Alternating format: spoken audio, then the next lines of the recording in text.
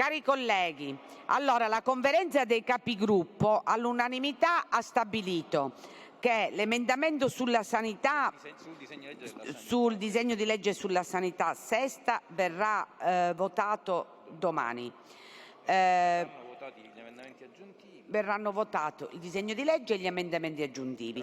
Per quanto riguarda invece l'emendamento sulla gratuità dei trasporti. Primo, gratuità, trasporti e forze dell'ordine, caro gasolio e Almaviva, sempre previo parere della Commissione bilancio. Sulla proroga invece sugli ASU vorranno votati sullo stralcio, con parere sempre della Commissione bilancio. Sullo stralcio prima.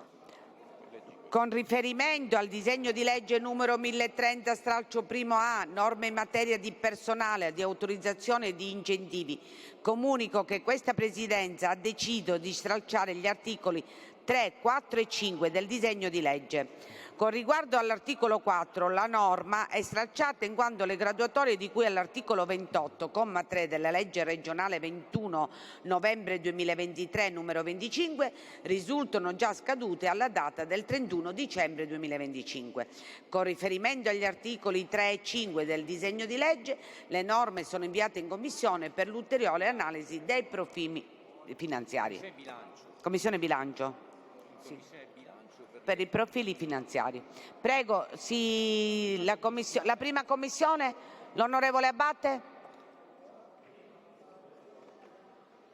Prego, onorevole, la commissione così.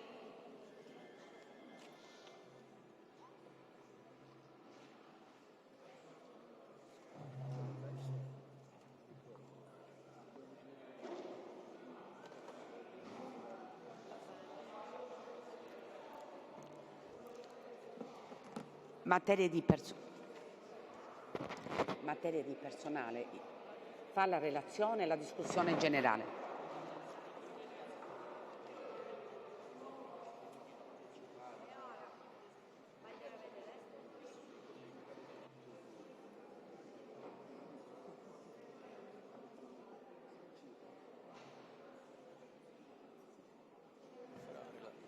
Presidente, può fare la relazione. Presidente, può iniziare la relazione.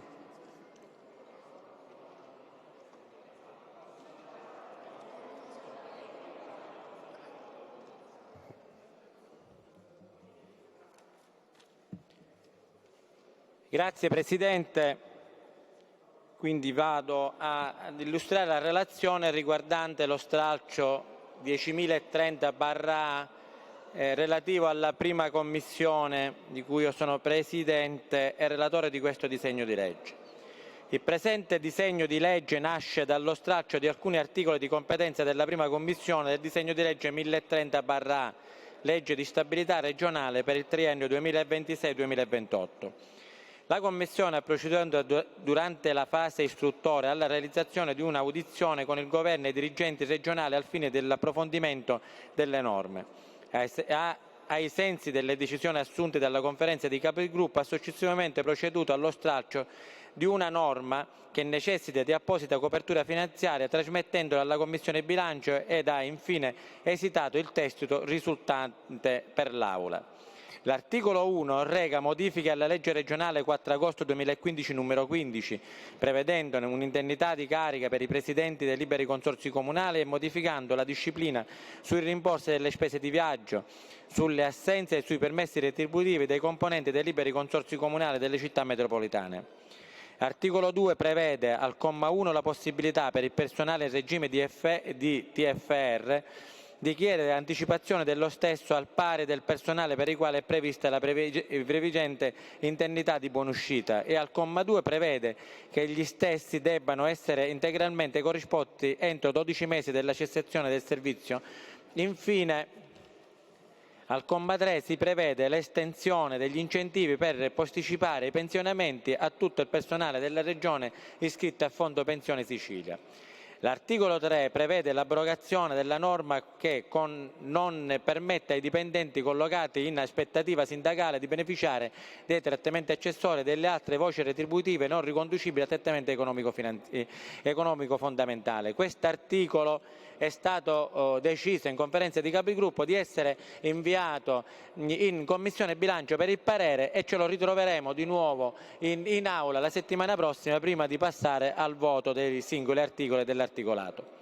Mentre per quanto riguarda l'articolo 4 che prevede la proroga fino al 2026 termine di validità delle graduatorie approvate al biennio 22-23 per il reclutamento del personale regionale a tempo indeterminato del comparto non dirigenziale che scadeva il 31 dicembre 2025, è stato tracciato perché il provvedimento è tardivo rispetto alla scadenza della stessa e quindi non possiamo prorogare in ogni caso una graduatoria che è già scaduta. Quindi quest'articolo 4 è stato stralciato dall'articolato.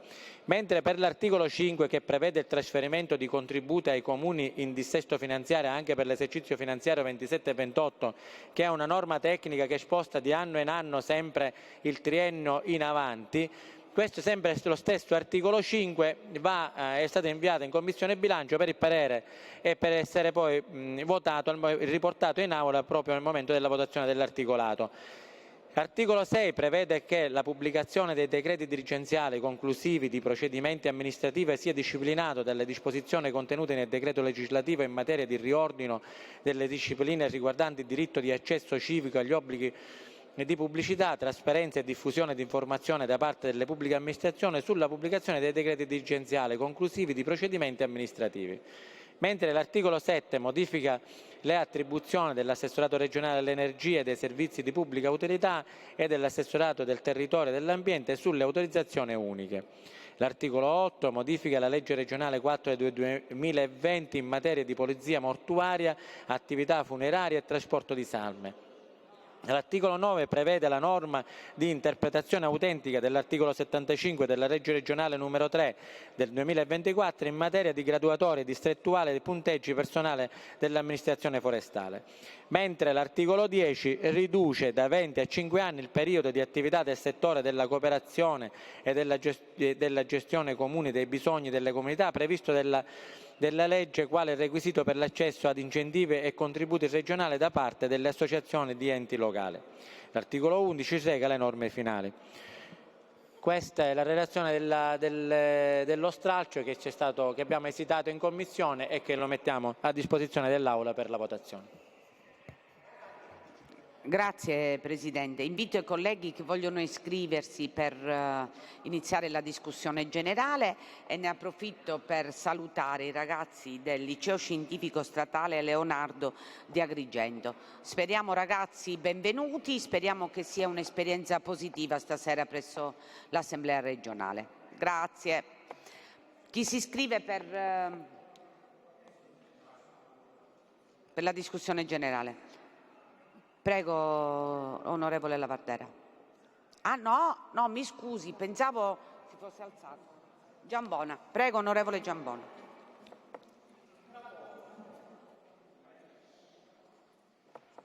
No, siccome si è alzato, pensavo volesse parlare.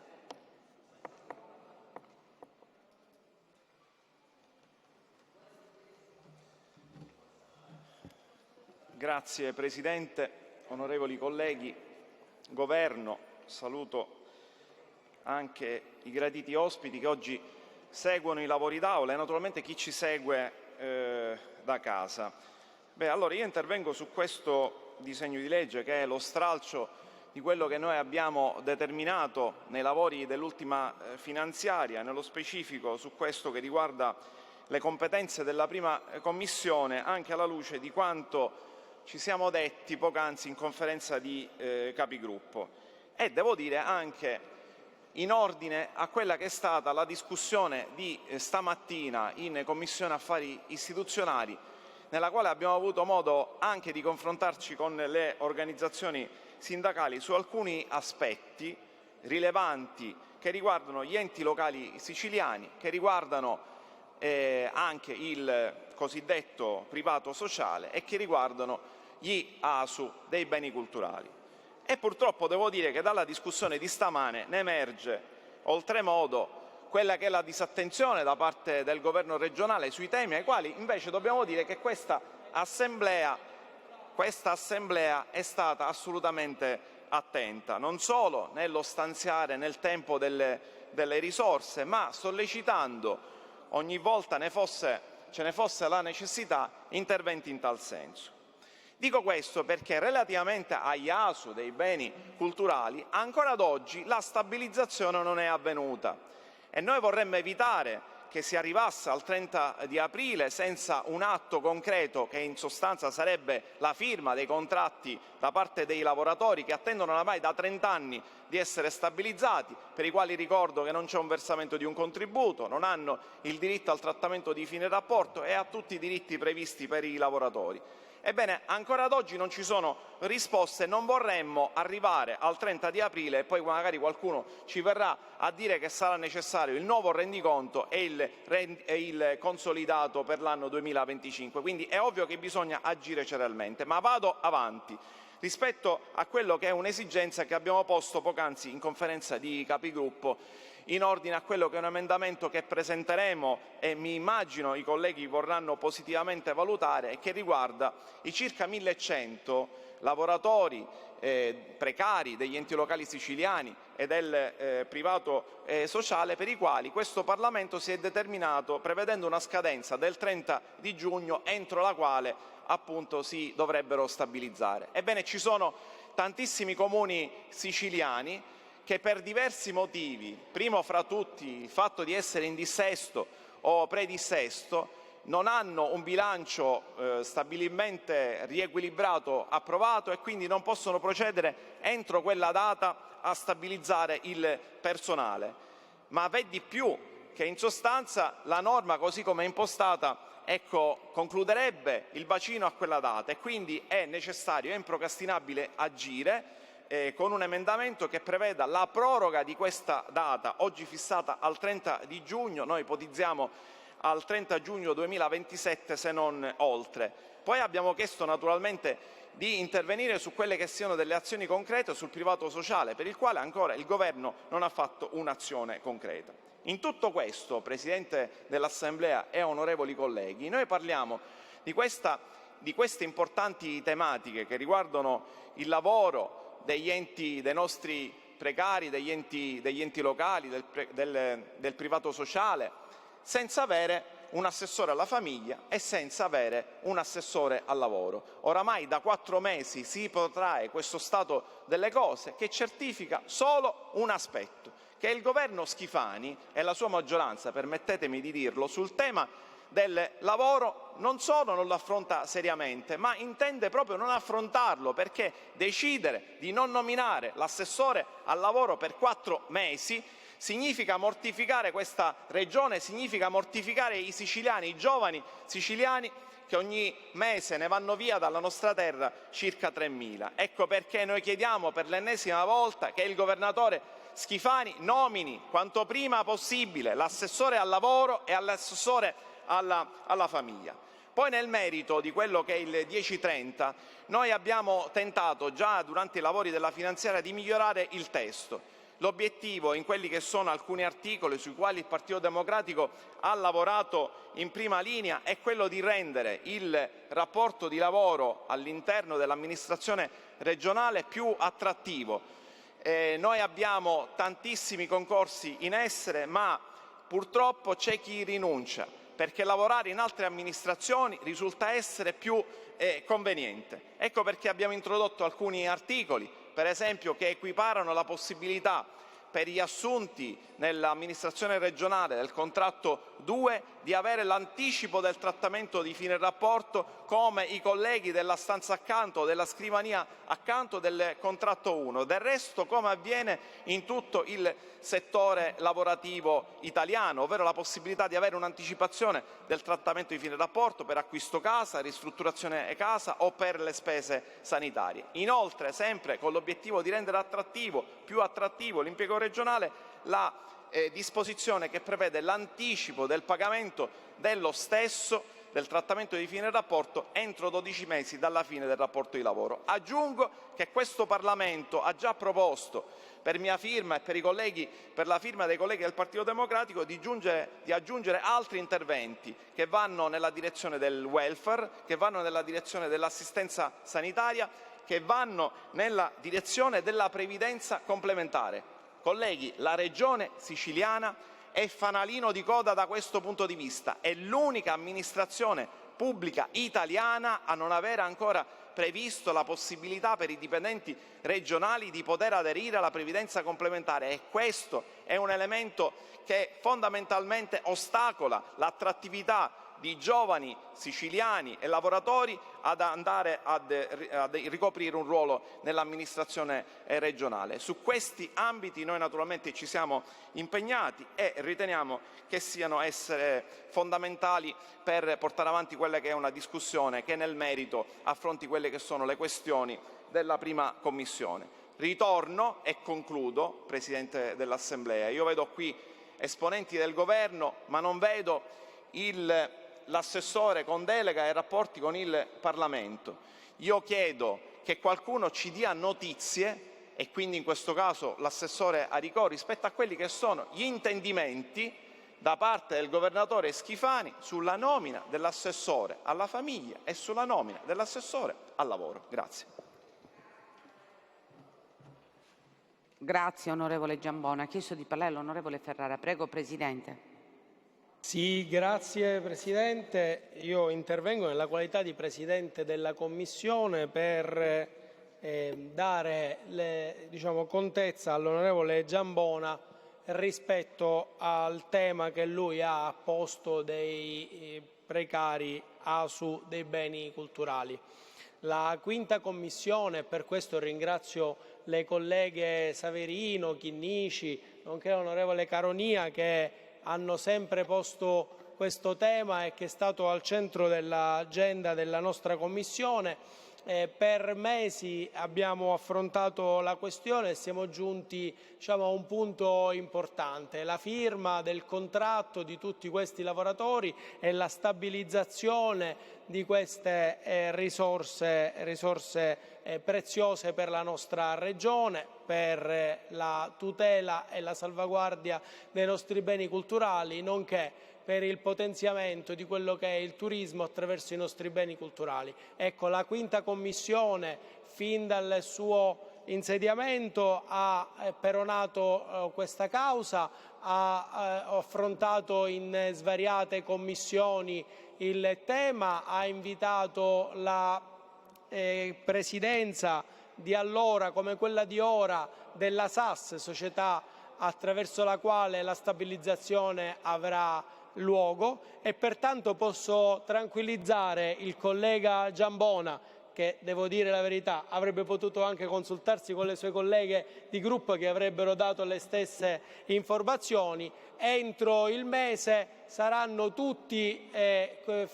tutti il contratto e saranno tutti stabilizzati. Quindi possiamo dare questo segnale di grande distensione ai lavoratori, alle organizzazioni sindacali che hanno svolto un ruolo importante, ma soprattutto ai lavoratori e alle loro famiglie per questo importante punto di arrivo e di svolta nella loro vita e nella vita, ci auguriamo, anche dei nostri beni culturali e per lo sviluppo dei beni culturali e del turismo. Grazie Presidente. Grazie Presidente Ferrara, Presidente della Commissione Lavoro, è stato molto esaustivo. Ha chiesto di parlare il Presidente Abbate. Prego onorevole. Grazie Presidente. Io intervengo su questa problematica degli ASU, anche ringrazio il collega Giambone che oggi ce ne siamo occupati in Commissione. Ringrazio anche i colleghi capigruppo che hanno accettato la possibilità di poter inserire un fuorisacco all'interno del disegno di legge che andremo in approvazione, quando viene in votazione mercoledì della settimana prossima, per quanto riguarda lo stralcio. Questo provvedimento, questa modifica della norma, delle scadenze della norma sono necessarie affinché ha invarianza di spesa, lo dobbiamo dire, perché le risorse sono state stanziate fino per tutti i lavoratori da quando è stata approvata la norma fino all'ultimo giorno di lavoro di ognuno di loro, perché il Governo nazionale ha potuto dare il parere positivo e quindi non ha impugnato la norma solo con questo. È una questione di spostamento in avanti della data per la stabilizzazione, per la permanenza nel bacino e per la possibilità che hanno i lavoratori di poter transitare dal partenariato sociale in enti dove possono essere stabilizzati. Questo è un provvedimento importante che è scaduto il 31 dicembre 2025, se no oggi resterebbero condannati a rimanere nel bacino senza avere la possibilità di poter essere stabilizzati.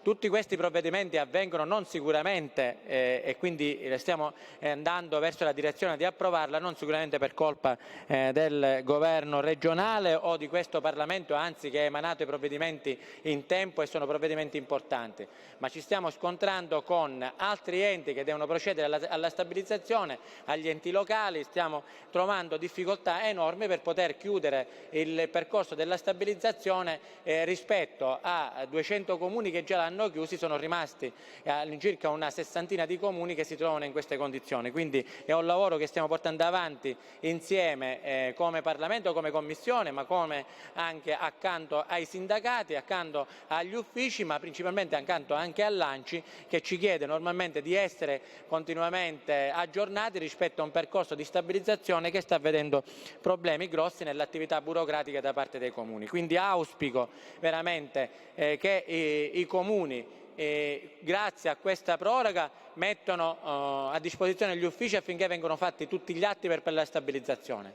Ma guardate, c'è un altro provvedimento invece che deve andare di pari passo, che è quello del Governo nazionale, che deve fare la proroga che scade il 30 giugno rispetto alla stabilizzazione di questo personale fuori dalla pianta organica, norma che ha dato la possibilità a centinaia di comuni di stabilizzare il personale, che se non avviene e quindi non avviene una proroga del 30 giugno del Governo nazionale sarebbe vano tutto quello che stiamo facendo noi oggi di proroga per la possibilità della stabilizzazione. Quindi noi ce la metteremo tutta e sicuramente all'unanimità, quindi con tutti i gruppi d'accordo sulle proroghe, e dare la possibilità ai comuni e agli enti locali e al personale di poter essere stabilizzato, ma è necessario che il Governo nazionale emani un provvedimento di proroga della norma che scade proprio il 30 giugno di quest'anno. Quindi per questo anche come Commissione abbiamo chiesto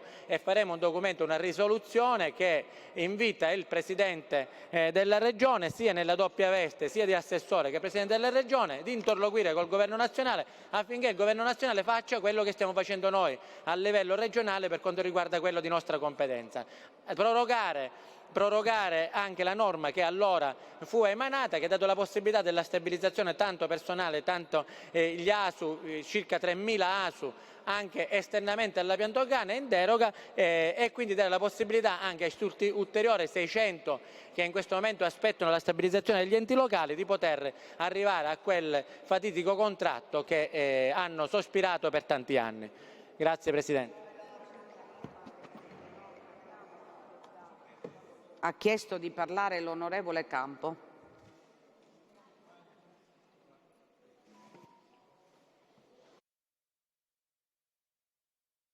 Grazie Presidente, Governo e colleghi deputati. È da settimane che qua sotto c'è la protesta dei lavoratori di Almaviva, per non parlare di tutte le altre sacche di precariato che affliggono questa regione. Prima il collega citava i lavoratori ASU che non sono ancora stati stabilizzati e che mettono anche in crisi il sistema del nostro patrimonio culturale. Io più volte ho fatto protesta perché abbiamo diversi musei che all'improvviso chiudono nonostante ci siano i lavoratori ASU, proprio perché non vengono ancora riconosciuti come lavoratori a pieno regime. E poi abbiamo ancora i precari dei consorzi di bonifica, i precari degli enti locali, e insieme a tutte queste sacche di precariato che cosa c'è in questo stralcio 1? C'è l'aumento degli stipendi di chi ha le poltrone più alte, come per esempio i presidenti dei liberi consorzi dei comuni sotto i 15.000 abitanti, a cui viene addirittura triplicato lo stipendio. Quindi prima pensiamo ai precari della politica, quelli che siedono sulle poltrone, e poi forse dopo, non si sa neanche se lo faremo, pensiamo ai precari, ai cittadini, a chi veramente ogni giorno soffre il carovita e non riesce ad arrivare a fine mese e non sa se potersi curare o pagare le bollette o mandare i figli a scuola. Mi sembra veramente indecente. Prima i cittadini, poi forse i politici. Questo dovrebbe essere la ratio di questo stralcio, non il contrario. Grazie onorevole Campo. Ha chiesto di parlare l'onorevole Burtone. Prego onorevole.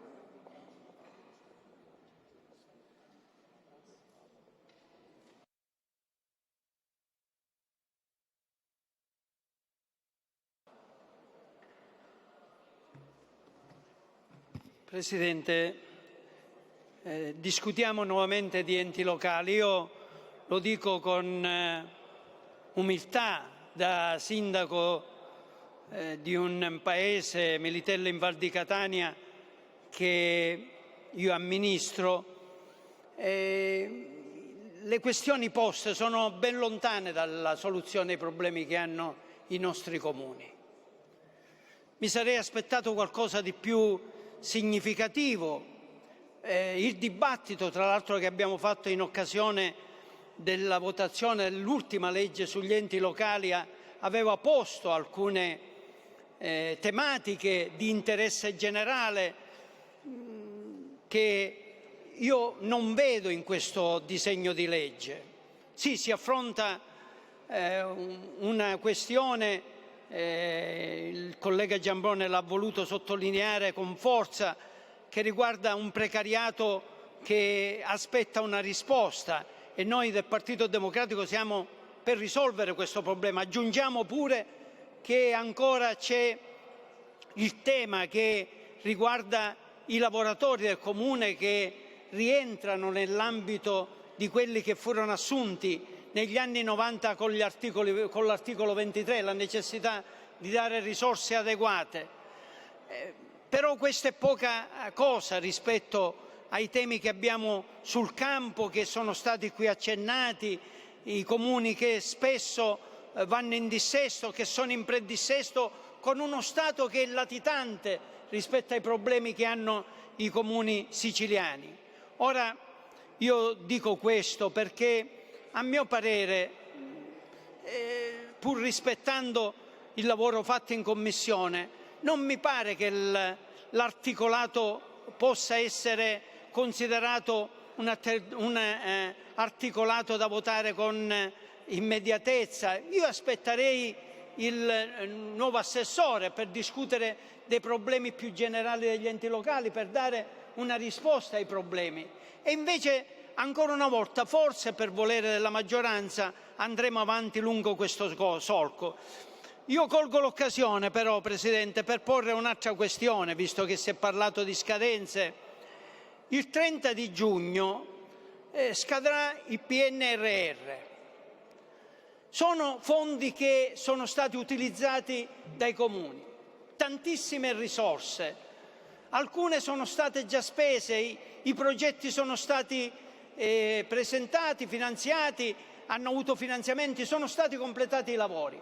Ma c'è in coda una situazione per cui tanti progetti non sono stati completati e non potranno essere completati neanche entro il 30 giugno.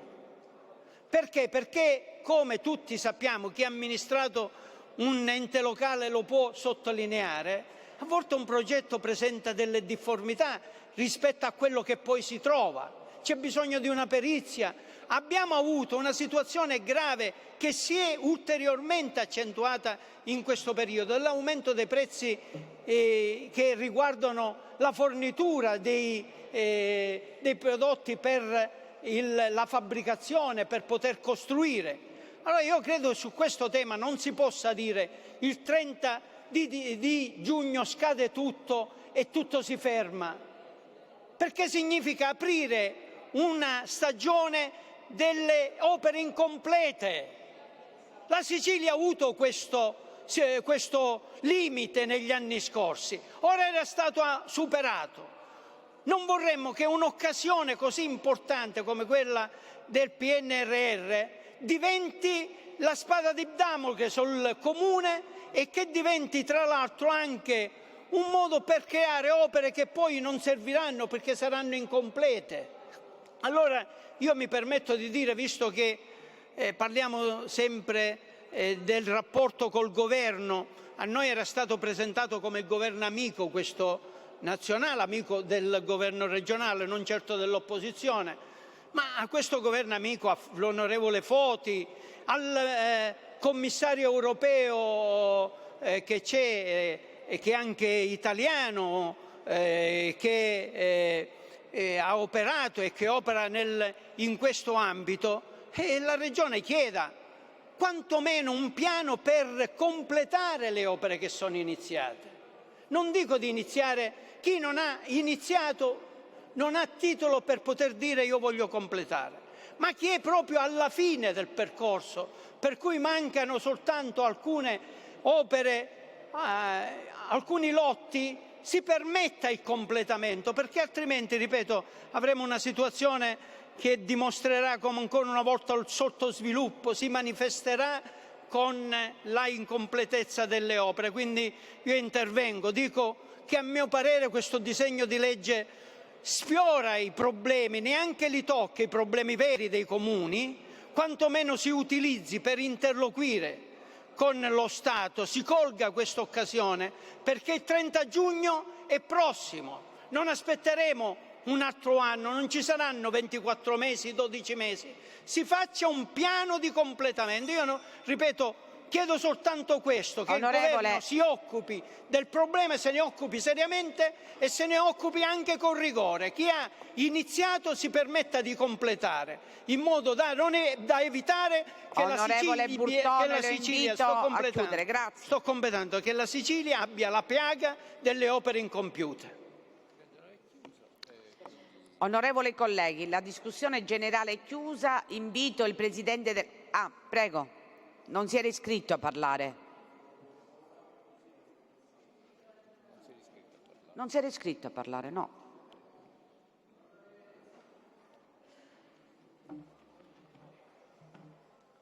Grazie lo stesso Presidente per questa sua possibilità.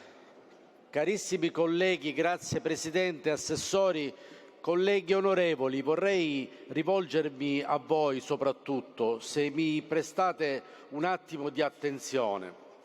È stato annunciato già lo sciopero dei trasportatori in Sicilia per il caro carburanti. E perché dico questo? Perché questo sciopero annunciato, nel caso che si manifestasse, porterebbe i nostri disagi a livello siciliano a livello di tutto ciò che viene trasportato in Sicilia, soprattutto per i beni alimentari. Quindi la prima cosa che provocherebbe questo sciopero praticamente siciliano si riverserebbe sull'assalto ai supermercati, perché i beni di prima necessità comincerebbero a scarseggiare, perché questo, quando avviene uno sciopero che potrebbe durare settimane, questa è una delle tante cose che produrrebbe. Ma io mi chiedo una cosa, per questo colleghi onorevoli parlo a voi soprattutto. Noi in Sicilia produciamo e raffiniamo un terzo del carburante che viene utilizzato in tutta l'Italia, un terzo. Nella soprattutto provincia di Siracusa, all'ISAB, la raffinazione all'ISAB, questa fascia di terra che ha pagato un prezzo salatissimo per quanto riguarda l'inquinamento ambientale dovuto alla raffinazione del petrolio e che paga un prezzo in termini di salute e in termini di salute seria nei bambini, malformazioni, aumento di tumori, il più alto forse in Italia. E io non capisco, colleghi, come mai in Sicilia, dove produciamo un terzo del carburante italiano, paghiamo il prezzo più alto a livello nazionale di questo carburante. Com'è possibile? Ci si aspetterebbe che in una regione che produce come in altre regioni a statuto speciale, oltretutto, che i siciliani avessero uno sconto importante sul prezzo del carburante e noi lo paghiamo più salato. Qua dove sta l'inghippo? Perché i siciliani debbano pagare il carburante a un prezzo maggiore del resto d'Italia? Questo ancora non mi è chiaro. Questo tavolo tecnico che il governo dice il governo che questo tavolo in cui stanno discutendo su queste problematiche praticamente ci dia chiarimenti quali sono le motivazioni di questo caro aumento di carburante in Sicilia. E chiudo dicendo che questa guerra, Presidente, non ce la siamo cercata noi, ce l'hanno propinata dall'alto. Che il signor Trump, Presidente Trump, ce l'ha proiettata, addirittura i nostri Ministro della Difesa, il nostro primo Presidente non erano neanche a conoscenza di quello che stava succedendo. Io capisco e ho rispetto nei suoi confronti. Perché? Per quanto riguarda la prima parte, il Presidente Galvagno ha comunicato che il Presidente della Regione Renato Schifani ha messo a disposizione delle somme e se ne parlerà la prossima settimana. Per quanto riguarda questo intervento, non Presidente, mi perdoni. Con la discussione Presidente, generale. la Anche prego. per rispetto dei colleghi che devono iniziare la relazione sull'altro argomento, la prego di Presidente, stringere. le spiego Grazie, perché. lei è bravissimo. No, Grazie. Presidente, le spiego perché mettere mani al portafoglio della Regione, che poi sono soldi dei cittadini, per cercare di rinfrancare i cittadini stessi, non è una cosa corretta, perché si deve andare all'origine, si deve andare al perché questo caro carburanti, che è più alto di tutta Italia. Me lo spiega, Presidente, perché? Quindi questo ci devono spiegare. Dove sta la speculazione?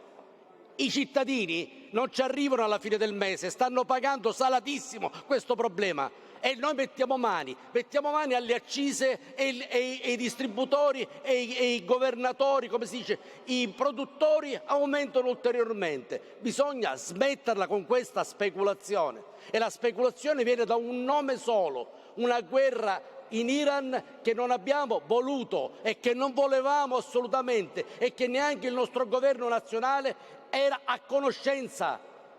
E cosa ci risponde Trump? Volete il petrolio? Andatevelo a prendere, perché l'abbiamo fatta noi la guerra. Presidente, ma dai, anche c'è l'altro. La ringrazio, anche noi siamo cittadini e mettiamo le mani in tasca anche noi, per fortuna siamo tutti uguali. Allora ringrazio l'onorevole Gilistro, grazie che è sempre attento alle problematiche del popolo siciliano. Finita la discussione, chiamo il Presidente della Commissione, onorevole Ferrara, Ferrara, prego. Disposizioni in materia di lavoro, istruzione, turismo e spettacolo. Quinta Commissione. Prego. Presidente. Onorevole Abbate, se lei cede il posto al suo collega.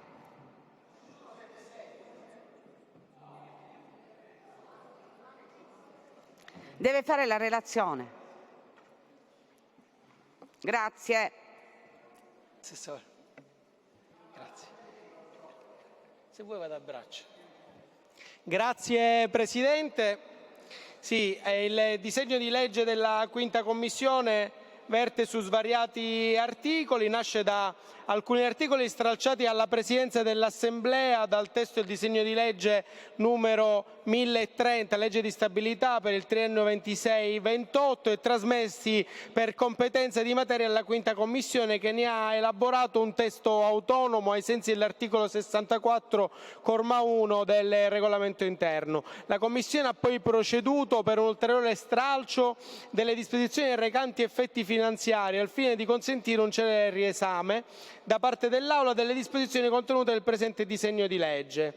Allora, l'articolo 1 è frutto del lavoro dell'intergruppo parlamentare per la sensibilizzazione e promozione delle problematiche legate alla salute mentale. Interviene sulla legge regionale numero 5 del 22 al fine di riservare ai disabili psichici una quota di posti di lavoro del collocamento mirato per i disabili dell'amministrazione regionale e degli enti locali, nonché nelle società stesse controllate.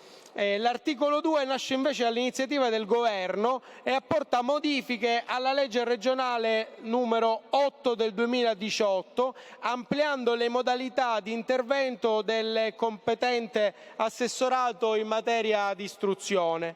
L'articolo 3 interviene sulla legge regionale numero 28 del 24 al fine di prevedere migliori condizioni per l'accesso al cosiddetto prestito d'onore degli studenti universitari, nonché il rimborso dello stesso in linea con le esigenze emerse dal confronto con le rappresentanze studentesche. L'articolo 4 modifica i termini di presentazione del programma di sviluppo turistico regionale, agganciandoli all'approvazione del bilancio della Regione. Con l'articolo 5 si prevede sul regime delle spese sostenute dall'assessorato regionale del turismo, dello sport e dello spettacolo per la comunicazione istituzionale finalizzata alla promozione del territorio.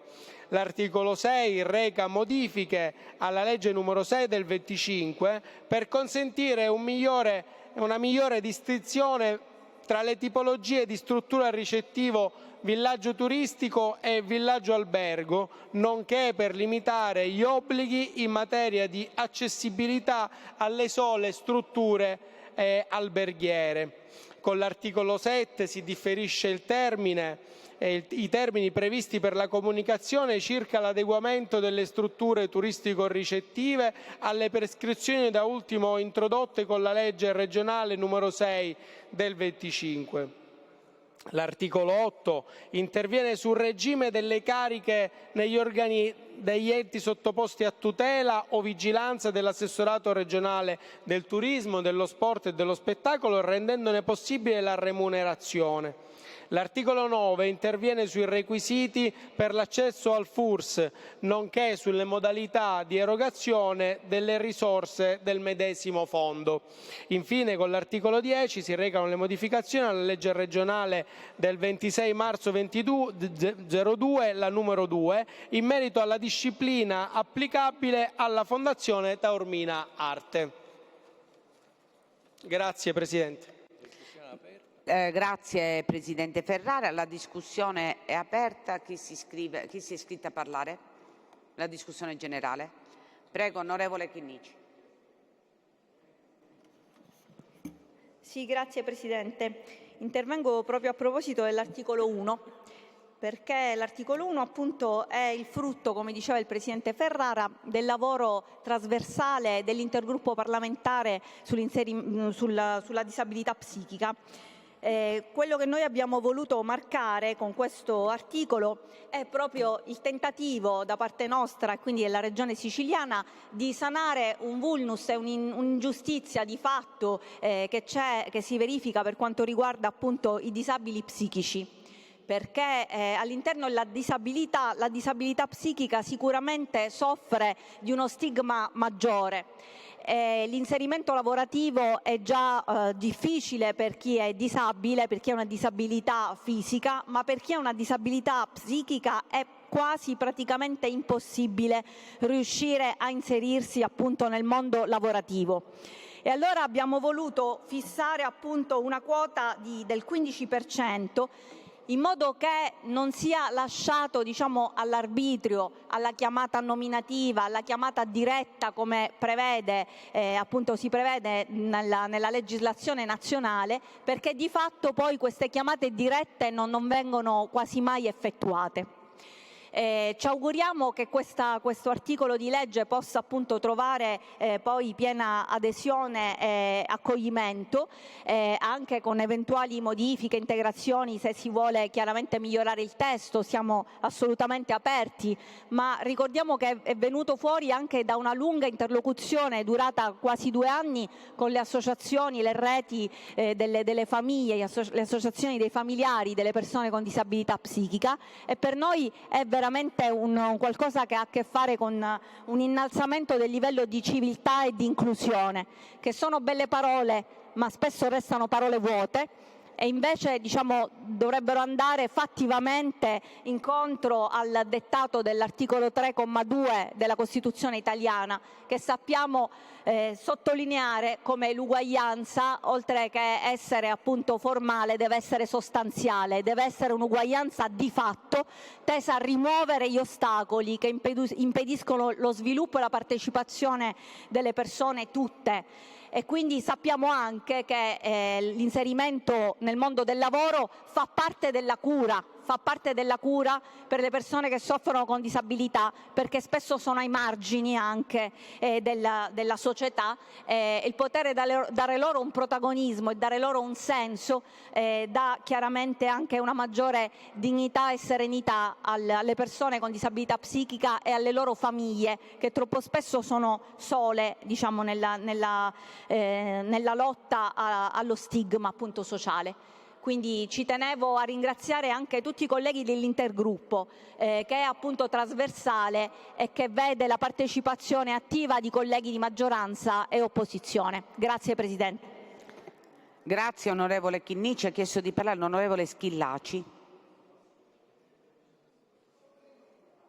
Grazie Presidente, sì, per rinnovare anche l'impegno da parte del Movimento 5 Stelle, che fa parte con più membri e più deputati di questo intergruppo sulla salute mentale, perché ancora c'è tanto da fare, non solo da un punto di vista strutturale e infrastrutturale della nostra regione, in quanto le famiglie sono totalmente lasciate all'abbandono. Qua c'è l'assessore presente in aula e sa perfettamente a cosa mi riferisco, soprattutto anche per quanto attiene al dopo di noi, perché queste famiglie sono preoccupate da un punto di vista del futuro di queste persone, che potrebbero essere isolate e lasciate appunto all'abbandono.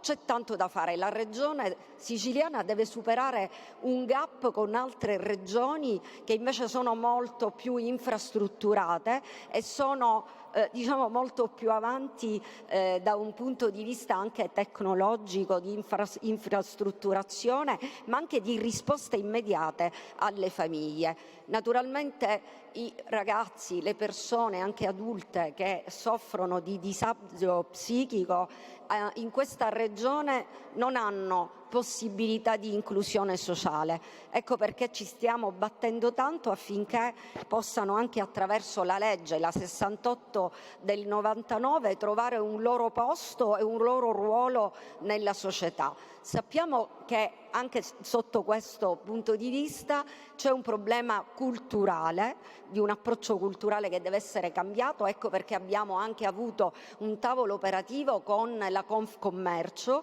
affinché anche le aziende, le società possano aprirsi e si possa trovare una soluzione affinché appunto queste persone possano essere reclutate sempre più in un maggiore quantitativo di persone. Per cui da parte dell'intergruppo e di noi tutti in maniera trasversale c'è un impegno che non verrà disatteso, e soprattutto domani avremo come Movimento 5 Stelle un convegno e ascolteremo tutti i suggerimenti che dalla società civile possano ancora pervenire. Grazie. Grazie onorevole Schillaci. L'onorevole Campo. Grazie onorevole. De Luca. Grazie Presidente, Governo, colleghi deputati. In questa parte di stralcio si parla della legge del 25 febbraio 2025, la numero 6, che riguarda le strutture ricettive. Questo vorrei sottolineare che sta distruggendo la ricettività turistica della nostra regione, perché oltre a mettere in competizione gli alberghieri con gli extraalberghieri, che invece dovrebbero essere due attività che hanno due offerte turistiche diverse e complementari e quindi che dovrebbero andare di pari passo e in accordo per migliorare l'offerta turistica della nostra isola, noi li abbiamo messi in competizione e stiamo cercando di distruggere e di far chiudere definitivamente migliaia di strutture. Ci sono delle situazioni che io, vede Assessore, non mi spiego. Le limitazioni per l'altezza del materasso. Ma che cos'è? Avete un accordo con le aziende che producono materassi? Non so più che cosa pensare. E soprattutto tutte queste case vacanza, questi B&B per smaltire i vecchi materassi, che saranno migliaia di materassi, dove li devono portare? E voi pensate all'inceneritore, ma inceneritore non ce n'è. Dove li buttiamo tutti questi materassi? Limitazioni pure per i pollici del televisore e anche i vecchi televisori che magari c'è chi li ha comprati appena qualche mese fa, li buttiamo. Poi ci sono anche tantissimi altri problemi, perché bisogna avere il defibrillatore, ma in una casa vacanza chi lo sa usare il defibrillatore? L'inquilino?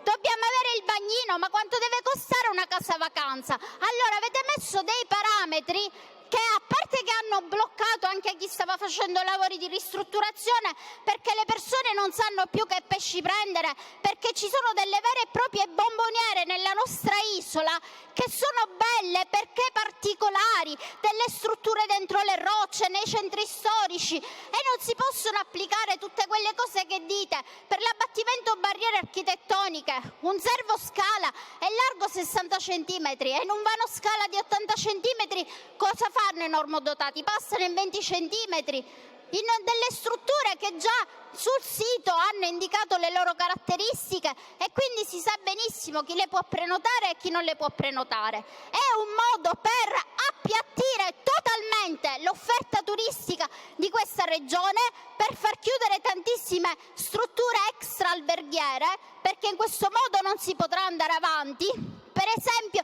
per ogni posto letto che non è il bagno dobbiamo inserire un lavandino, e chi ha un divano letto dichiarato come posto letto mette un lavandino nel soggiorno, distruggendo magari una piccola casa in un centro storico. Sono delle cose impraticabili che stanno distruggendo migliaia di famiglie che sull'extraalberghiero hanno basato il loro reddito e che hanno riqualificato interi quartieri. Ci sono centri storici dei piccoli paesi siciliani che sono stati riqualificati da queste persone, a cui dovremmo dire grazie invece di distruggerli in questo modo. Io sono contenta che c'è questo articolo e spero che si possa intervenire con degli emendamenti per sanare una situazione che è irricevibile. Grazie. Grazie onorevole Campo. Ha chiesto di parlare l'onorevole De Luca.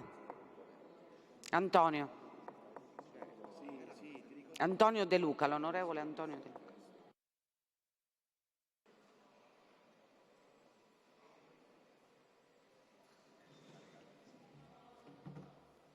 Grazie Presidente. Io mi ricollego agli interventi dei colleghi che mi hanno preceduto, in particolare su due temi che ritengo molto importanti e particolarmente caratterizzanti questo collegato che viene prodotto dalla Quinta Commissione e che avrà giocoforza un impatto diretto e immediato nella vita dei siciliani, o quantomeno di quelli che sono direttamente interessati dalle categorie dell'inserimento lavorativo dei disabili psichici e, per quello che riguarda invece, anche le strutture extraalberghiere. Procedendo per punti sul tema dei disabili psichici, io annuncio in aula che è stato caricato un emendamento concordato in maniera abbastanza trasversale con le varie forze rappresentate in aula per raggiungere l'obiettivo che questo inserimento lavorativo avvenga all'interno di quella che è la cornice nazionale che ci consente in minima parte di intervenire su quelli che sono i criteri che detta la legge 68, ma che ci consente di creare una riserva e di renderla concretamente applicabile affinché chi normalmente viene escluso per via di un pregiudizio anche all'interno di quella che è già una categoria di fragili, che è quelli dei disabili nella sua generalità e complessità, normalmente appunto per un pregiudizio non viene colto quello che è il grande apporto che queste persone possono offrire al mondo produttivo, al mondo aziendale e anche agli enti pubblici, anzi soprattutto agli enti pubblici, e che a contrario possono invece trovare nel lavoro un importante sostituto non solo in termini di terapia farmacologica, perché il lavoro non è solo avere diritto a una retribuzione, che io in un modo o nell'altro posso sopperire anche consegnandoti un'indennità. Non è soltanto un contributo al prodotto interno lordo di una regione, di una comunità dello Stato, è anche una componente, soprattutto una componente attraverso il quale si sviluppa la personalità di chi svolge quel lavoro, e per questo è anche importante che il lavoro sia scelto e individuato anche tenendo in considerazione quelle che sono le aspirazioni di quella persona, perché attraverso il lavoro fa inclusione sociale, attraverso il lavoro diminuisci o ti sostituisci alla terapia farmacologica, attraverso il lavoro sviluppi una personalità che è oppressa dal disagio psichico. È per questo che è fondamentale che chi deve applicare, chi deve governare i processi che sono sottesi alla legge 68 lo interpreti come uno strumento potentissimo e non come un mero adempimento di legge. Lo faccio perché c'è una percentuale che io devo tenere dentro, perché ci sono delle categorie e bisogna dargli qualcosa. L'inserimento lavorativo di un disabile, a maggior ragione di un disabile psichico, è quel qualcosa che può stravolgere in positivo e definitivamente la vita di quella persona e della famiglia, in maniera tale da assolvere pienamente e compiutamente al mandato che la Costituzione attribuisce al lavoro nella sua complessità e non solo nell'aspetto retributivo. E questo, vede Presidente, è un cambio di passo che noi come Parlamento regionale, come Parlamento più antico del mondo, non possiamo mettere di sottolineare, di evidenziare, perché diversamente continuerà a essere visto come un adempimento di legge dove io dico devo avere il 7% di una categoria fragile e preferisco chi ha un determinato tipo di disabilità rispetto a chi ha una schizofrenia che magari nella mia convinzione è meno gestibile, ma nella realtà è solo una questione di cultura, di preparazione, di tutoraggio, di assistenza e di cultura sociale. E allora la fase emendativa, su cui tra l'altro, appunto, come ha anticipato la collega Schillaci, domani ho organizzato questo convegno cui ho trasmesso l'invito a tutti e 70 parlamentari, ci sarà anche l'assessore Faraoni in rappresentanza del Presidente Schifani, che avrebbe dovuto essere presente ma che non sarà presente perché è impegnato fuori Sicilia, ci sarà il Presidente Calvagno, ci saranno tanti contributi, tra cui il Presidente dell'Associazione Nazionale Magistrati, ci saranno professori universitari, le associazioni più rappresentative di Sicilia, il direttore generale Ettore Foti, insomma ci saranno tanti contributi importanti proprio perché, ed è bello che ciò avvenga, è anche utile oltre che bello nella stessa giornata in cui andremo a discutere il tema, perché da lì potremo anche trarre quelle nozioni e quelle sensibilità che poi sono necessarie, non solo utili, per affrontare correttamente poi in Parlamento un tema così sofisticato ma così determinante nella vita di queste persone. Presidente, lei mi scuserà se rubo qualche minuto in più per la questione, passo da un argomento all'altro, ma anche questo importante, delle strutture extraalberghiere. Anche lì tempo fa sta passando in un altro argomento.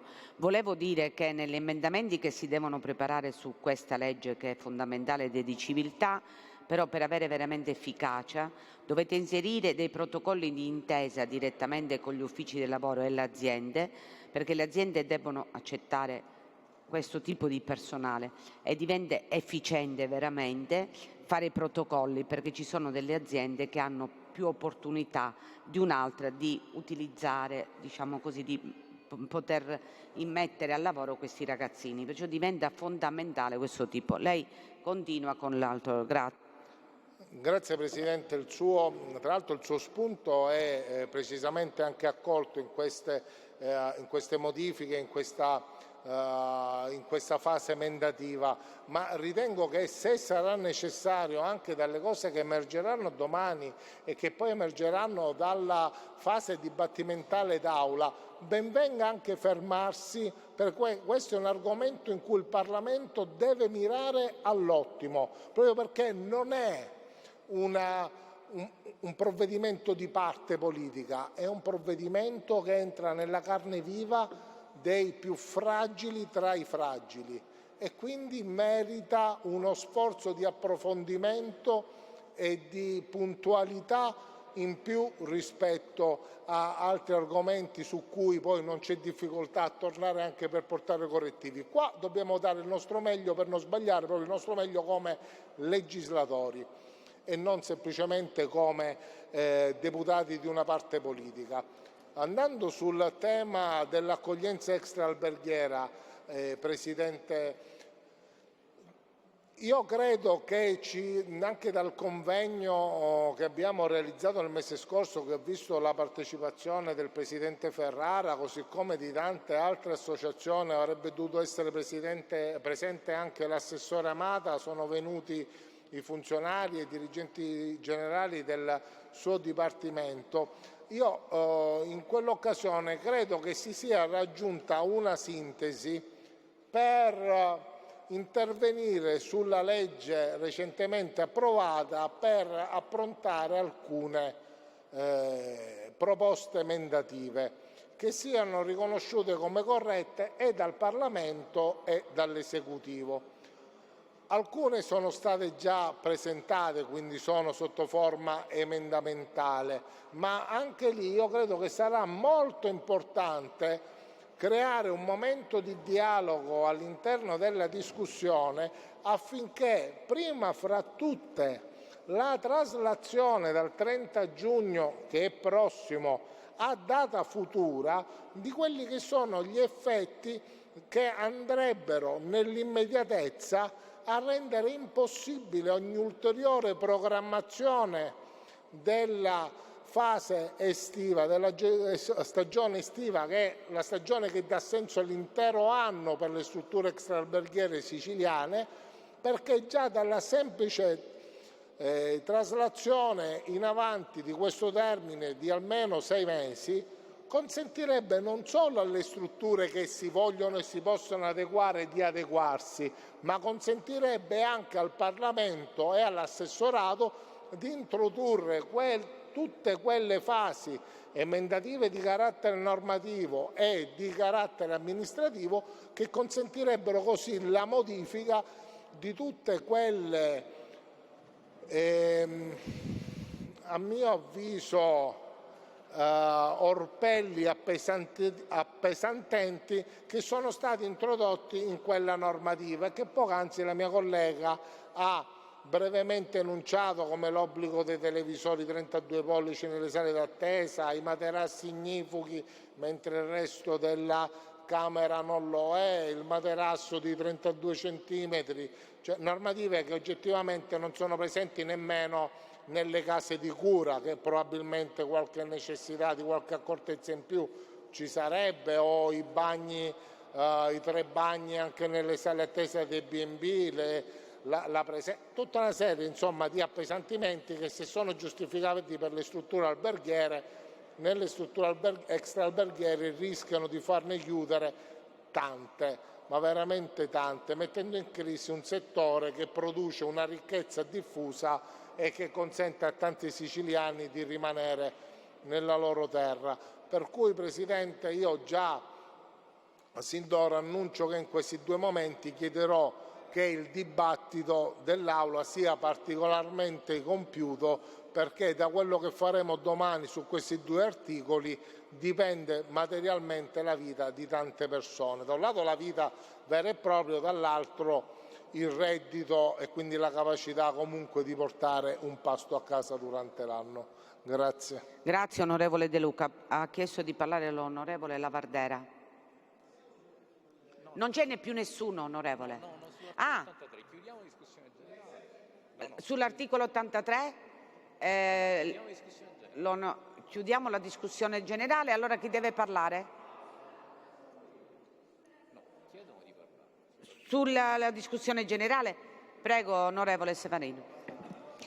Grazie Presidente. Onorevoli colleghi, noi siamo qui naturalmente ad affrontare questo disegno di legge che non è altro dovuto a questo stralcio recuperato dalla legge di stabilità.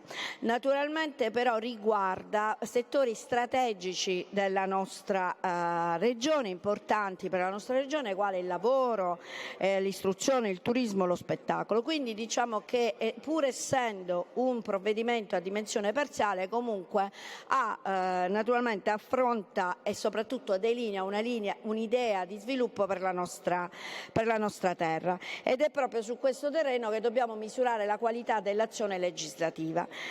Quindi la capacità che può avere anche questi singoli articoli, questo articolato, proprio per trasformare alcune norme che sono settoriali però in strumenti di sviluppo, di crescita economica, sociale e culturale.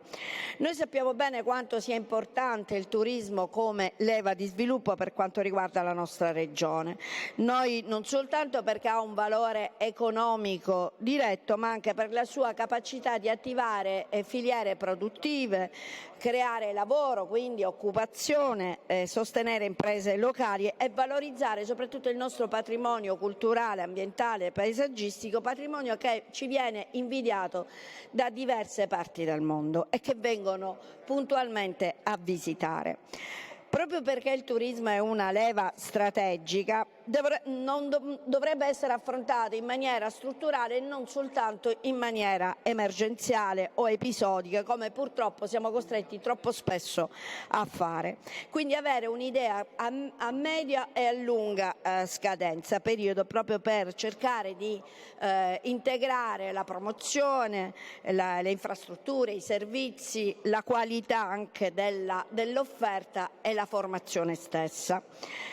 Proprio per questo, seguendo questa linea, come Partito Democratico, ringrazio naturalmente la collega Chinnici che già all'inizio ha parlato per quell'aspetto dei disabili psichici come intergruppo, ne faccio parte anch'io, ne abbiamo lavorato e oggi riusciamo a portare avanti anche una norma a difesa di questa fragilità, ma abbiamo presentato anche tante altre proposte di modifica a questo testo proprio con l'obiettivo di rafforzare l'efficacia e soprattutto migliorarne anche la coerenza complessiva. Per esempio, facendo riferimento all'articolo 2, abbiamo ritenuto opportuno specificare con maggiore chiarezza la platea dei soggetti coinvolti, individuando nelle associazioni iscritte al RUNS, che hanno appunto finalità sociali, educative, culturali, sportive, ricreative,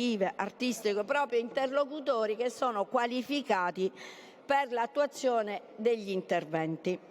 Naturalmente è una scelta che va verso la direzione di valorizzare proprio il ruolo del terzo settore, che noi sappiamo bene quanto sia importante in Sicilia, perché è verso la partecipazione civica, l'animazione territoriale, il coinvolgimento, soprattutto nelle aree interne, nelle zone quelle che sono più fragili. Allo stesso modo abbiamo pensato di rafforzare, visto e considerato che c'era un articolo che parlava di comunicazione, di rafforzare gli strumenti di comunicazione istituzionale, però prevedendo questi proprio per creare degli interventi mirati sul marketing territoriale e campagne di rilancio per tutte quelle zone che hanno subito, quelle aree che hanno subito le conseguenze dei cambiamenti climatici. Sappiamo bene i danni che sono stati prodotti a causa del ciclone nei nostri territori e anche il danno reputazionale che in questo come immagine turistica si è creato, e quindi utilizzare come pubblicità, indirizzare questi fondi proprio per campagne di rilancio proprio per questi territori, in modo da riuscire a creare non solo promozione ma anche un riposizionamento. Questo naturalmente per garantire un'equità territoriale, oltre naturalmente anche una scelta di buonsenso economico. Per quanto riguarda l'articolo 8, per esempio, invece abbiamo pensato di introdurre una previsione che garantisca la sostenibilità finanziaria degli interventi, prevedendo eventuali oneri non incidano su stanziamenti che sono già destinati a finalità statali o regionali e che siano sempre accompagnati da una relazione, da una certificazione annuale dell'organo di revisione contabile. Questa sicuramente è una misura di responsabilità amministrativa che garantisca la trasparenza e la tutela degli equilibri di bilancio. Onorevole, le invito gentilmente a concludere. Sto chiudendo. Grazie. Sto chiudendo. Quindi naturalmente il filo conduttore, naturalmente ce ne sono tanti altri, poi li affronteremo nei singoli emendamenti, ma il filo conduttore delle nostre proposte è proprio quello di rafforzare non solo la qualità della programmazione pubblica, ma soprattutto di rendere efficaci queste norme, perché l'importante non è fare le norme, ma che le norme poi diventano efficaci una volta attuate, che si possono portare avanti e che possono andare in una direzione sostenibile, innovativa e inclusiva. Noi abbiamo bisogno di un turismo che non sia attrattività stagionale, ma che sia appunto sviluppo, che sia strutturale, che abbia appunto valore diffuso nei nostri territori, e questo soprattutto per coprire anche le diseguaglianze territoriali. Quindi un turismo che sappia dialogare con la cultura, con il lavoro di qualità, con la formazione, con l'innovazione delle imprese, con la valorizzazione delle identità locali. Diciamo quindi che il nostro intervento va in questo senso e spero, assumendoci anche la responsabilità che abbiamo nei confronti del nostro territorio, della nostra regione, di fare norme più eque, utili e soprattutto efficaci. Grazie onorevole. Ha chiesto di parlare l'onorevole Burtone. Tu con l'articolo 83, l'onorevole Burtone, discussione generale.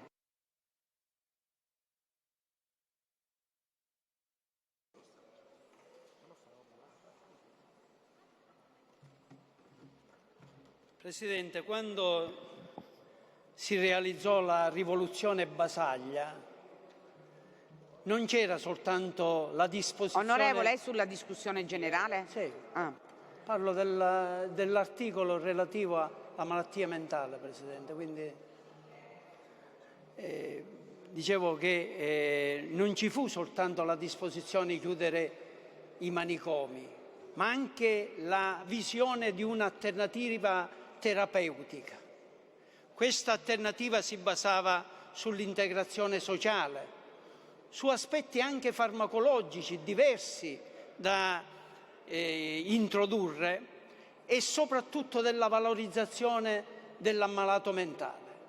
Ecco perché l'articolo che noi abbiamo nella nostra legge è un articolo di civiltà, perché ci sono stati tentativi. Io, Presidente, da sindaco ho visto l'esperienza dei ragazzi che hanno avuto malattia mentale impegnati all'interno della struttura dell'ente locale. Non è stato soltanto mio comune, c'è qui l'onorevole Venezia che anche nella sua città Troina ha fatto le stesse esperienze, sono state esperienze significative.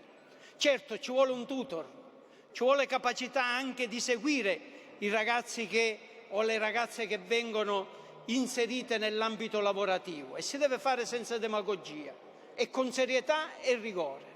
Ecco perché è una norma importante. Mi permetto di aggiungere, Presidente, e concludo, non voglio approfittare della sua disponibilità, bisogna aggiungere un aspetto, che è quello legato alle devianze. Ci sono tanti che entrano nel tunnel della droga, e si esce dal tunnel della droga anche attraverso l'inserimento lavorativo. Non dimentichiamo l'esperienza delle comunità terapeutiche, le tante che nel passato hanno dato un contributo notevole. Va quindi predisposto un piano che impegni i SERT, ma soprattutto proietti quelli che sono in difficoltà ad un inserimento lavorativo di realizzazione della propria personalità, che può essere utile anche dal punto di vista terapeutico. La ringrazio. Grazie onorevole Burtone, lei è sempre precisissimo. Allora possiamo chiudere la discussione generale e l'onorevole Lavardera in base ex articolo 83.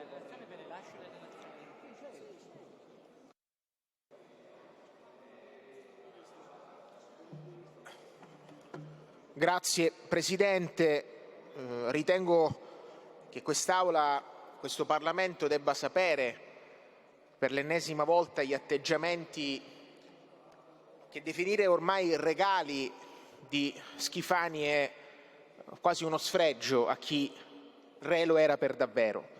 E in quest'Aula è giusto far echeggiare come il Presidente Schifani spende i soldi dei siciliani, e lo fa attraverso questo cerimoniale, questo Dipartimento del cerimoniale del Presidente. Siamo venuti in possesso di documenti che raccontano di spese che dire allegre è quasi una minimizzazione della parola allegra. Abbiamo qualcosa come 5.800 euro per acquisto di un addolcitore d'acqua. Dicono che nelle premesse per comprare questo addolcitore d'acqua c'era calcare nell'acqua. Poi abbiamo 3.000 euro per 55 composizioni floreali per le stanze di rappresentanza, ulteriori 6.000 euro per 25 pendenti e 15 portachiavi in argento con simbolo latrinacrea, ci voleva giustamente, 36.000 euro per il sito del Palazzo d'Orléans. Poi abbiamo 185.000 euro per la sistemazione del pavimento gli uffici collegati alla segreteria di giunta, e poi, dulcis in fundo, come ogni re che si rispetta, in magazzino tiene 30 medaglie in bronzo con oro applicato sul manto in scianto rosso, 24 croci federiciane in corallo, 140 medaglie in argento raffiguranti 4 stemmi del confalone della regione siciliana, 10 borche federiciane in bronzo, 35 pigne di colore blu, 35 alzatine in ceramica, tutti soldi che ovviamente fondi e spese che fanno ridere, perché non solo hanno speso questi soldi per comprare materiali di rappresentanza, ma ovviamente il Presidente Schifani non può andare a mangiare nella mensa della plebea, dei plebi suoi ovviamente appartenenti alla regione. No, ha pensato bene di comprarsi materiale adatto per la cucina privata del Presidente della regione, Re Schifani. E allora cosa si è comprato? Con la modica cifra di 4.900 euro la sfogliatrice da banco per tagliare i salumi. Poi abbiamo il forno, quello industriale, che fa? Noi glielo dobbiamo dare il forno industriale? 13.000 euro per un bel forno industriale. E ovviamente il Presidente Schifani, il Re Schifani, quando giustamente poi ha mangiato il languorino ci viene al Re Schifani, bisogna comprare la granitiera per fare i dolci. Allora abbiamo comprato con 2.130 euro attrezzatura professionale per la preparazione di creme fredde, sorbetti e granite con 2 contenitori da 6 litri, 2.000 euro, vai, tanto paga, ceco paga, come diceva qualcuno. Poi abbiamo un bel modello di acciaio inox, la cucina, quella figa, quella Natale Giunta ci fa un baffo a questa cucina, Presidente, 2.987 euro, potrei continuare per ore, piano induzione, cottura e induzione, 4 zone giorno, per la modica cifra di 10.000 euro. Ora, non è una questione populista raccontare come vengono spesi i soldi dei siciliani, è una questione di dignità. Re Schifani pensa di interpretare quel ruolo come se fosse Federico II di Svevia, come se ancora ci fossero i vassalli, come se ancora ci fossero nel Medioevo queste figure, ovviamente in periodi che non sono assolutamente sovrapponibili, come se fosse un re. Lui vive in questo modo, la vive così la presidenza della regione, e spande con i soldi dei siciliani robe che fa veramente ridicole. La gelatiera, ma quale ragione per cui dobbiamo spendere con i soldi dei siciliani per fare la granita, per fare un gelato? Ma che modo è di parcellizzare la spesa? Cosa raccontiamo? Abbiamo veramente materiale per poter fare libri di queste spese, di questi soldi. Allora io voglio sapere, ho fatto un'interrogazione specifica, qual era il bisogno, qual era la necessità, perché mi dicono che c'è addirittura questa sala dedicata al Presidente della Regione dove può mangiare soltanto lui. Allora, siccome noi abbiamo voglia di stare insieme ai siciliani, noi le elezioni le vinceremo e tutte queste porcherie che abbiamo letto le venderemo e le daremo per cose più importanti, perché riteniamo che la spesa dei soldi dei siciliani non debba abbassarsi a questi metodi che fanno impallidire, che non parlano di buonsenso. Tutto lecito, per carità, qua non parliamo di illecità, parliamo di buonsenso. Un buon padre di famiglia che sa che ci sono problemi importanti non spende 120.000 euro per rifarsi il pavimento della segreteria attigua alla giunta. Parliamo di fatti, di circostanze, ed è giusto che in questo Parlamento possiamo raccontare le modalità allegre con il quale il Presidente della Regione pensa di poter in qualche modo utilizzare i soldi dei siciliani, ed è in questa sede che lo dobbiamo fare, né sui social, né su Instagram, né su Facebook. Poi è giusto che la gente sappia, ma in questo Parlamento. E noi non ci fermeremo alla mera denuncia, ma farò una apposita, non solo interrogazione, ma richiesta alla Corte dei Conti di verificare la legittimità o meno di queste spese assolutamente opache, con il buon cerimoniale del Presidente della Regione. Ricordo a Schifani che non è un re sovrano, ma che faccia il Presidente di Regione in modo umile, con buon senso, con un buon padre di famiglia, come dovrebbe fare un buon Presidente della Regione. Scenda dal piedistallo e venga a mettersi a sporcarsi le mani. Lo capisco che lo deve difendere, Presidente Lantieri, lo capisco che lo deve difendere, lo comprendo pure, ma purtroppo il suo Presidente è indifendibile. Prendetene atto e mandatelo a casa. Grazie onorevole. Allora, l'Assemblea... Onorevole? Onorevole Spada. No, con la controluce. Prego, onorevole Spada. Grazie Presidente. Io approfitto del tempo che mi sta concedendo e soprattutto della presenza dell'assessore all'ambiente, l'assessore Severino, soprattutto alla luce di quello che è accaduto per l'ennesima volta sul nostro territorio, Assessore.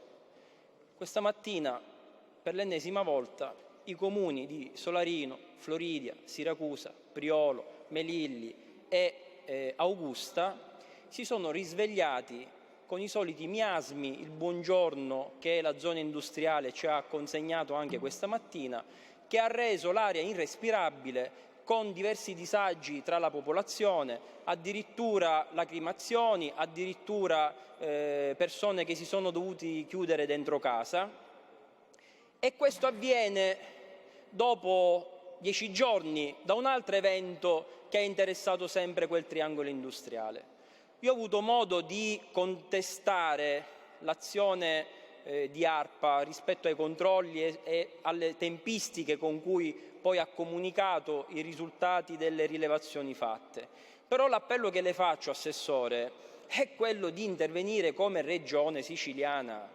Cioè, noi non possiamo continuare a pensare che questi disagi debbano ricadere sui cittadini che vivono all'interno di quel triangolo industriale. E lei in maniera legittima mi può dire: ma io in qualità di assessore come posso controllare la zona industriale, come posso intimare alla zona industriale di fare più investimenti, di fare le fermate, di fare le manutenzioni degli impianti per evitare quello che sta accadendo? Potenziando l'ARPA, perché le dico, Assessore, che in Commissione Ambiente, dove ho avuto modo di sentire ed ascoltare il direttore, quello che è emerso è che nonostante i 2 milioni che abbiamo stanziato per potenziare il personale di ARPA nei controlli, l'ARPA ha fatto solamente 19 assunzioni su 26, per tutta una serie di motivi, persone che comunque non si sono presentate, persone che non hanno accettato, ma è passato un anno e in un anno era possibile rifarlo un concorso. Allora, Assessore, le chiedo di intervenire in modo tale da consentire il monitoraggio del triangolo industriale più grande d'Europa. Non possiamo continuare a gestire un territorio come quello con un personale esiguo e con una struttura che non ha gli strumenti in qualche modo per fronteggiare quello che sta accadendo lì. Lì si fa quello che ognuno di chi opera in quel territorio pensa essere utile ai fini dei propri interessi e non sicuramente rispetto alla tutela dell'ambiente e dei cittadini. E allora, Assessore, ripeto, la invito ad assumere una posizione rispetto a quello che sta succedendo all'interno di quel territorio, perché non assumere una posizione, continuare a mantenere il silenzio anche delle istituzioni, significa essere complici di un sistema che non sta funzionando, Assessore. Quindi capisco che avrà ricevuto una chiamata molto importante, infatti aspetto che finisce in modo tale da poter ricevere anche una risposta da parte sua, se la vorrà dare. Io aspetto sempre, Assessore. Sì, prego, no, quando dice lei.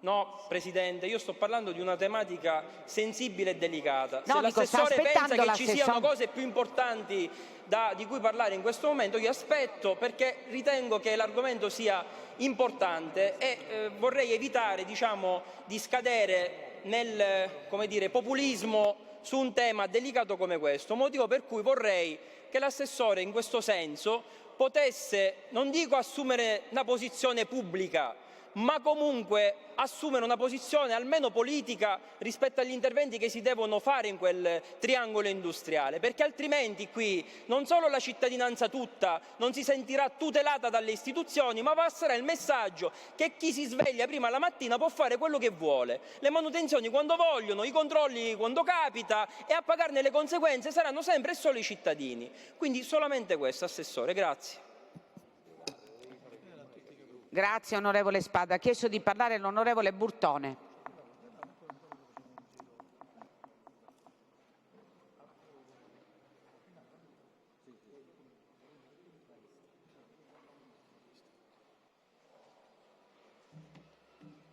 Presidente, io intervengo perché mi sembra giusto e doveroso riportare in quest'Aula una questione che è molto sentita nell'opinione pubblica e che ha visto tanta partecipazione il 2 di aprile.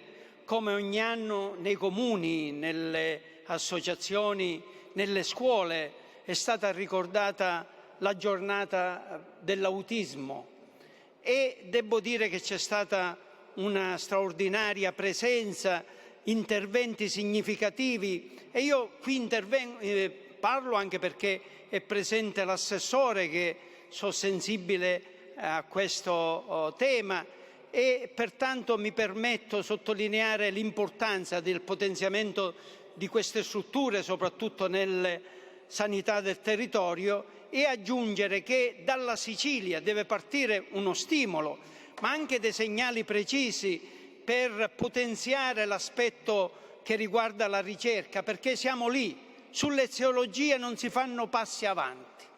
Ci sono dati allarmanti dal punto di vista epidemiologico. Si dice che su 77 bambini uno è affetto da spettro autistico. Dico spettro perché non sono tutti gravi, però ci sono anche segnali che, se individuati precocemente, possono essere utili per avviare dal punto di vista terapeutico un'azione risolutiva. Allora io credo che su questo noi ci dobbiamo sentire impegnati, anche perché abbiamo fatto passi avanti nell'istruzione.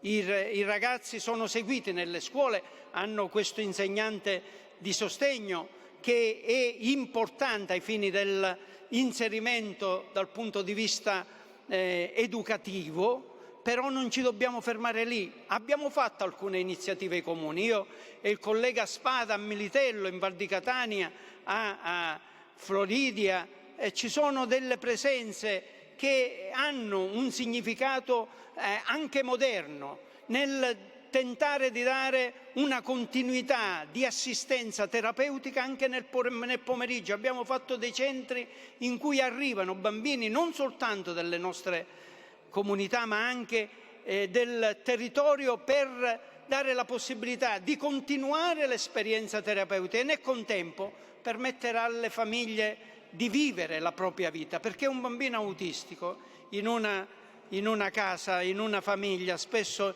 impegna per 24 ore un familiare.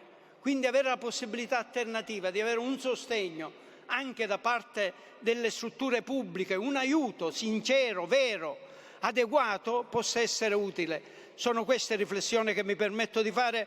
Per quel che ci riguarda non vogliamo legare l'esperienza, ripeto, dei centri diurni soltanto alle nostre comunità e soltanto alle nostre sindacature. Riteniamo che la Regione si debba porre questo tema. Ci sono strutture importanti dal punto di vista della cura preventiva, bisogna potenziarle, bisogna guardare anche a questi centri, perché l'assistenza è fondamentale per il bambino ma anche per le famiglie. Grazie onorevole Burtone. Ha chiesto di parlare l'onorevole Giambona.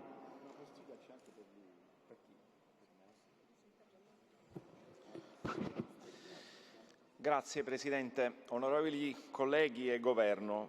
Io intendo portare all'attenzione di quest'Aula un argomento del quale devo dire abbiamo già discusso, quantomeno io ho discusso, senza avere ad onor del vero alcun feedback da parte del Presidente Schifani o da parte della sua Giunta.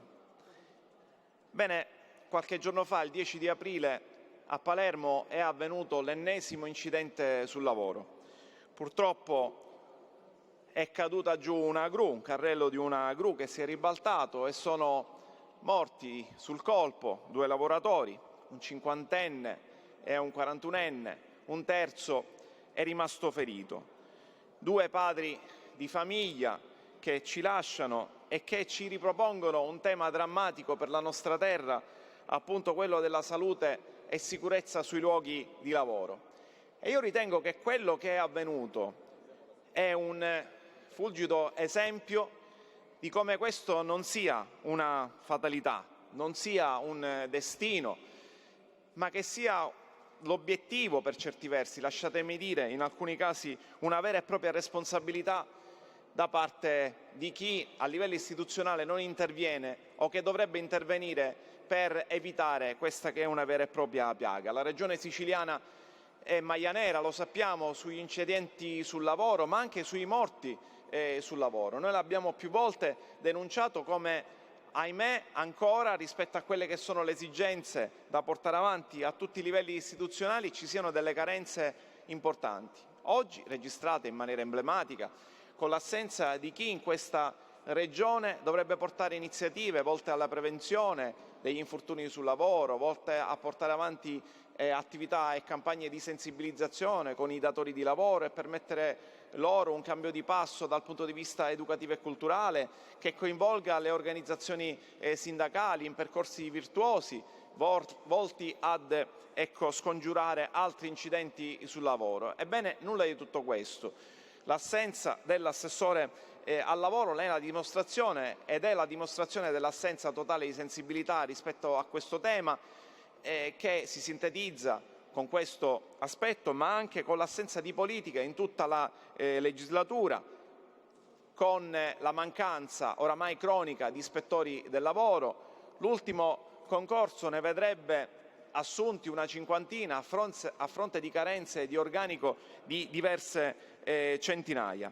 Ed è quindi improcrastinabile, noi come Partito Democratico lo abbiamo rappresentato e continueremo a rappresentarlo, che è necessario che si portino avanti degli interventi che siano concreti volti a portare avanti in tutti i territori della nostra Regione iniziative che sono oramai non più rinviabili, non solo sul tema della prevenzione, salute e sicurezza dei lavoratori, ma anche rispetto a quello che è l'esigenza di migliorare il nostro tessuto lavorativo, quello volto a limitare al minimo il lavoro precario, il lavoro povero, il lavoro insicuro e a portare avanti tutta una serie di azioni sulla salute e sicurezza dei lavoratori. Allora l'auspicio è che di qui in avanti si portino avanti alcune azioni. Intanto quello di incrementare i controlli, non solo attraverso la maggiore assunzione di ispettori sul lavoro, non solo attraverso il coinvolgimento delle altre forze dell'ordine, ma anche attraverso l'implementazione dell'organico. Investire su quella che è la crescita degli imprenditori in Sicilia, alimentando in loro stessi l'importanza della salute e sicurezza nei luoghi di lavoro come aspetto fondamentale della crescita economica, ma anche dal punto di vista sociale, e poi anche il coinvolgimento delle organizzazioni sindacali che da questo punto di vista possono fornire un grande apporto per migliorare da questo punto di vista e per dare un contributo a superare quelle che sono le carenze oramai croniche della nostra Regione. Grazie. Grazie onorevole Giambona.